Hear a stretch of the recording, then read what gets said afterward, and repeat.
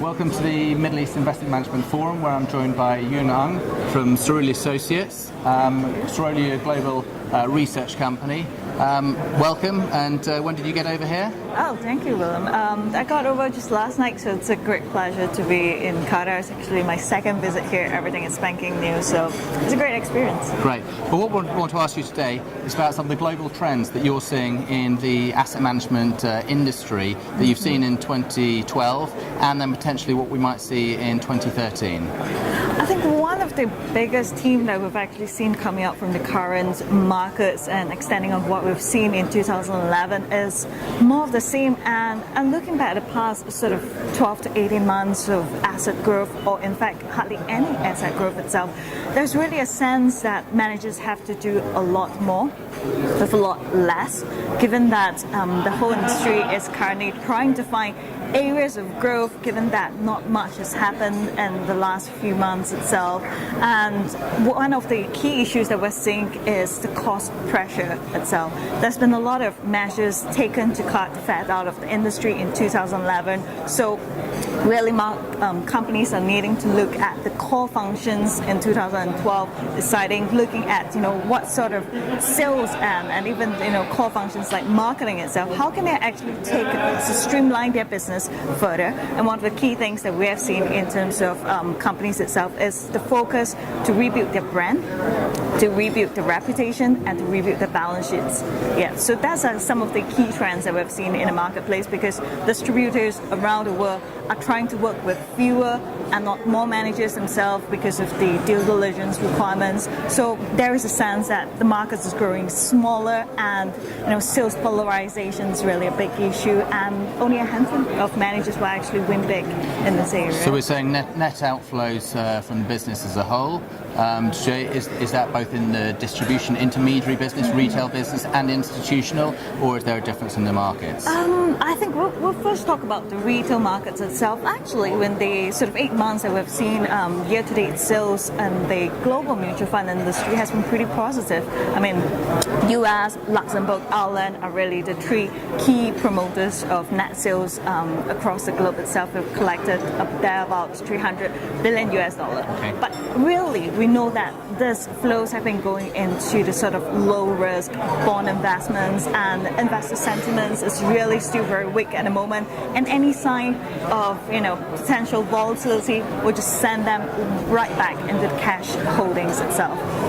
On the institutional side, I think there has been a lot of interest in this segment, given that retail money is really not coming in. Asset managers are looking at various ways on how they can actually tackle this amount of flows, going from addressing the separate accounts to mutual funds itself. One of the key growth factors that we have seen, particularly coming out from US, Europe, as well as even Australia itself, is the theme of retirement savings. And we've just done a research on global DC industry itself, and we know that markets are very different in each of these countries itself. But there is a key sense that individuals are starting to realize that they have to take on, or they have to learn to take on, the responsibility of saving for their own retirement.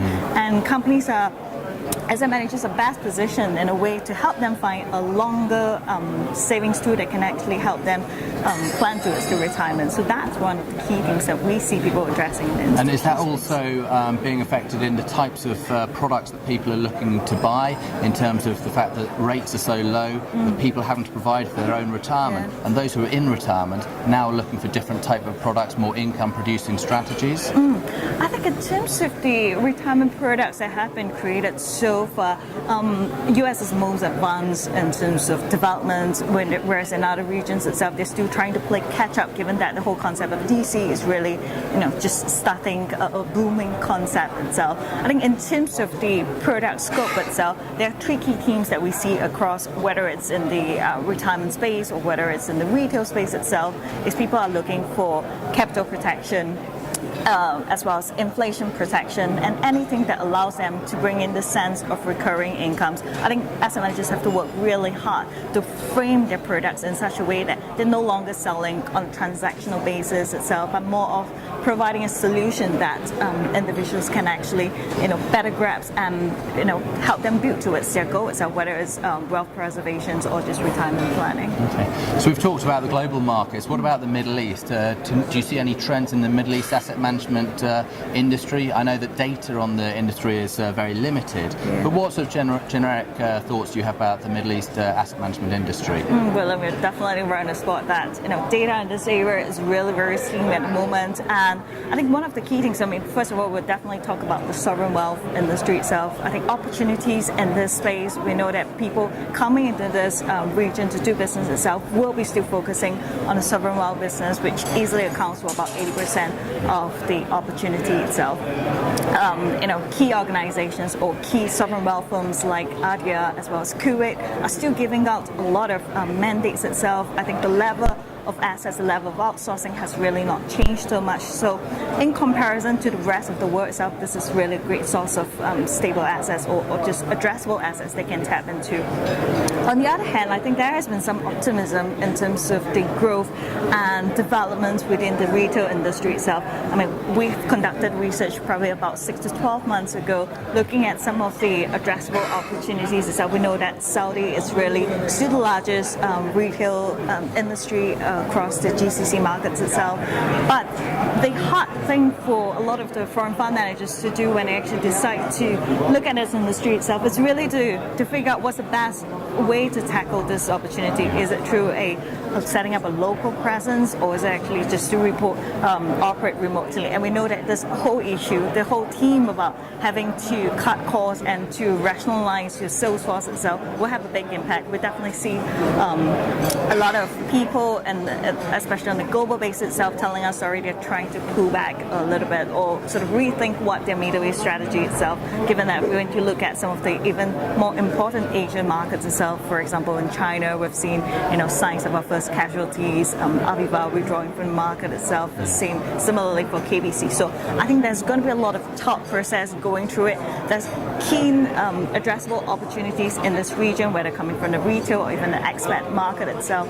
But it's about how long your time horizon is and how feasible it is to address this assets. Do you think there's still feasibility for an asset management industry here, for local asset managers and for international asset managers looking after clients, but it's just a long-term story? I think so, and especially, there's a great importance to keep an eye out for regulatory changes. I think especially in this market, it's about risk management and looking at broader macro environment itself, which direction the industry is going. For example, if some of the markets in GCC countries itself get upgraded into the MSCI, it would immediately open up a whole realm of opportunities for managers. So more opportunities going forward in the Middle East, but regulation is the key theme that could prevent or potentially open up the markets more for industry players. I think so.